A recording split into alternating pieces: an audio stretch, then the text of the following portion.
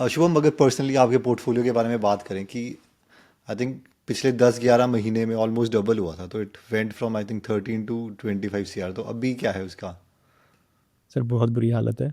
आ almost 22 पे आ चुका है अब। आज 21.9 कुछ था। बट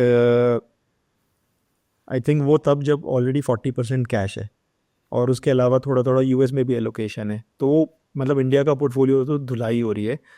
बट वो ये कि वो बाकी यूएस के स्टॉक्स और जो कैश है उसकी वजह से एग्रीगेटेड लेवल पे अभी फिर भी डिसेंट है। अभी आई थिंक टॉप से ऑलमोस्ट 11% नीचे आ गया है पोर्टफोलियो लेवल पे। But index already I think 20%, 19 या 20% डाउन है small cap index.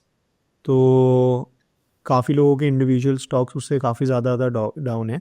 But I think वो ऐसी रैंडम और इतनी ज़्यादा ब्रूटल सेलिंग आई है कि अच्छा बुरा क्या कुछ फ़र्क नहीं पड़ रहा, और वो धीरे धीरे कुछ महीनों में वो पिक्चर इमर्ज होगी कि एक्चुअली में क्या बचेगा, क्या रहेगा, क्या वापस आएगा। तो देखते हैं, मतलब आई थिंक जो भी होगा I think will change accordingly. I think कुछ ऐसा मगर तो है। आपकी ये स्ट्रैटेजी भी रहती है, मतलब कि जब ये चीज़ होगा तो कट ऑफ कर देना है, मतलब कि ऊपर का 6-7% छोड़ना ही है। I try to stay till the party ends, लेकिन कहीं ना कहीं वो समझ तो आ जाता है कि बहुत महंगा हो गया है।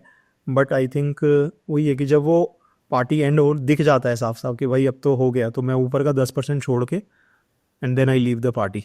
तो काफ़ी इसीलिए मतलब वो 40% इतनी जल्दी रेज करना जनरली इतना ज़्यादा ईजी नहीं होता। बहुत लोग तो इससे ट्रेडर्स जो होते हैं वो तो प्रॉपर 100% कैश में भी आ जाते हैं बहुत ही जल्दी। लेकिन टू बी ऑनेस्ट उसमें मल्टीपल चीज़ें हैं। I do not consider myself as a full trader, क्योंकि मैं I try to combine some valuation, some fundamentals and the technical, सब मिला जुला के देन उसमें मैं काफ़ी जैसे हाई क्वालिटी बिजनेस है जो बहुत लंबे टाइम के लिए मुझे होल्ड करने में कोई इशू नहीं है, वो आधे भी हो जाएंगे तो मैं उनमें डरता नहीं हूँ।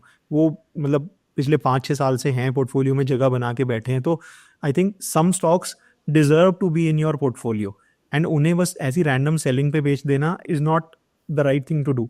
लेकिन बहुत सारे स्टॉक्स ऐसे होते हैं जो कि आप बुल मार्केट में खरीद लेते हो ये सोच के कि बहुत ही ज़्यादा अच्छे हैं, लेकिन आपको कहीं ना कहीं में आपको ये पता होता है कि अर्निंग तो आ जाएगी, लेकिन मार्केट इसे वैल्यू देगी या नहीं ये मुझे नहीं पता। क्योंकि अब मैं आपको रीसेंट एग्जांपल बताता हूँ। आप आजकल देखो रीसेंट रिजल्ट्स आ रहे हैं। आज एक कंपनी थी जिंदल ड्रिलिंग, उसकी आप अर्निंग उठा के देखो क्या ज़बरदस्त अर्निंग आई है। तो मैं आपको रिजल्ट दिखाता हूँ। जिंदल ड्रिलिंग, तो ये कंपनी है। आप रिजल्ट देखो, 172 करोड़ से 239 करोड़ की सेल हुई है। प्रॉफिट्स 34 करोड़ से 66 करोड़ के हुए हैं। तो everything is good. Annual level पे देखोगे तो 51 से 129 पे पहुंच गया है। ठीक है, तो अगर नॉर्मल अच्छा अच्छा मार्केट होता तो इसी स्टॉक पे आज 10% का अपर सर्किट लगना था। But what was the result? It was down by 1.87%, और आज ही रिजल्ट आया है। तो जिंदल ड्रिलिंग का बिजनेस मॉडल बेसिकली क्या है, ये कंपनी ऑयल फील्ड्स में जो रिग्स होती है ना उसका रेंटल का काम करती है। मतलब अगर आज ओएनजीसी है, उसे अगर कोई तेल का कुआं खोदना है तो उसे एक बड़ी सी मशीन चाहिए होती है जिससे वो तेल का कुआं खोदा जाता है। पूरी दुनिया में सिर्फ 500 मशीनें हैं, उनमें से 5 मशीनें, 5 रिग्स बोलेंगे, 5 रिग्स इस कंपनी के पास है। और ये जो रिग्स होती हैं ये ऐसे होती हैं 200, 300, 400 मिलियन डॉलर्स की। तो एक एक रिग परचेज करने में मतलब बहुत ज़्यादा महंगी होती है। तो इनका जो रेंट होता है वो एक दिन का रेंट $80,000, $1,00,000 एक दिन का रेंट आता है। तो और ये जो रेंट होता है वो फ्लक्चुएट करता है, मतलब कि डिपेंडिंग ऑन कि कितनी ज़्यादा ड्रिलिंग हो रही है ऑयल की।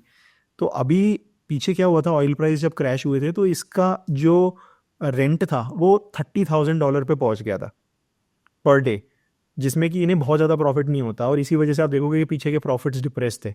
और अब क्या हुआ है कि ये 3-3 साल के कॉन्ट्रैक्ट होते हैं, अगर एक बार आपने दे दिया $30,000 पे तो अगले 3 साल गए। फिर अभी इनकी पिछले 6 महीने पहले एक्चुअली में एक वो रिन्यू हुई है, दो, 5 में से 2 रिन्यू हुए हैं कॉन्ट्रैक्ट्स, और $80,000 के ऊपर गए हैं। तो ये मतलब अर्निंग अच्छी आनी थी और वही अर्निंग अच्छी आई भी है। लेकिन अगर आप बोलो क्वालिटी ऑफ बिजनेस, तो बिल्कुल साइक्लिकल बिजनेस है। अभी ये 3 साल के बाद वापस से एक्सपायर होगी, अब कितने पे जाएगी किसी को नहीं पता। हो सकता है $10,000 पे जाए रेंट पे। तो कुछ होते हैं लॉन्ग टर्म धंधे होते हैं जो आप आपको पता है यार साल दर साल दर साल अच्छा ही करेगा। एक होते हैं थोड़े low quality business, highly cyclical business, अगर आप उसमें टाइमिंग नहीं कर रहे हो तो basically you are on the losing end. उसमें कहीं ना कहीं आपको मार्केट का फैक्टर ये सब देखना पड़ेगा साथ में मिला के।